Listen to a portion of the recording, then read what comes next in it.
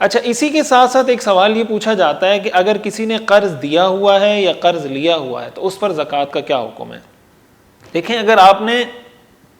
کسی کو قرض دیا ہوا ہے تو اگر اس قرض کے آپ کو واپس ملنے کی امید ہے تو اس کو بھی آپ زکوٰۃ کے حساب میں کاؤنٹ کریں گے.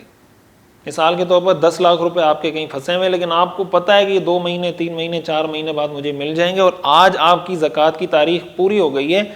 تو آپ کو اس کی بھی زکوٰۃ دینی پڑے گی.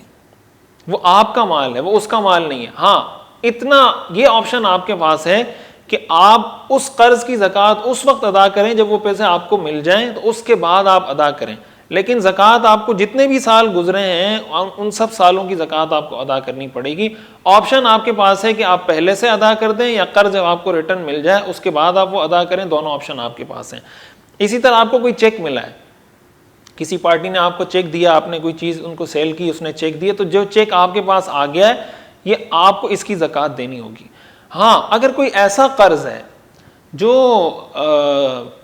جو آپ کو ملنے کی امید ہی نہیں، جس کو مال زمار کہتے ہیں فقہا، کہ آپ کو لگتا ہے کہ یہ پیسے میرے ڈوب گئے، پھنس گئے، اب اس کے ملنے کا کوئی چانس، کوئی امکان نہیں ہے، تو ایسی صورت میں ایسے قرض کی زکوٰۃ دینا آپ پر لازم نہیں ہے. جب وہ آپ کو اگر ان کیس مل جاتا ہے تو پھر آپ اس کی زکوٰۃ دیں گے، ورنہ آپ کو ہر سال کے اعتبار سے اس کی زکوٰۃ دینے کی ضرورت نہیں ہے. تو اسی کے ساتھ ساتھ ایک مسئلہ پھر کمیٹی کا آ جاتا ہے، بی سی کا آ جاتا ہے کہ بی سی اگر کسی نے ڈالی ہوئی ہے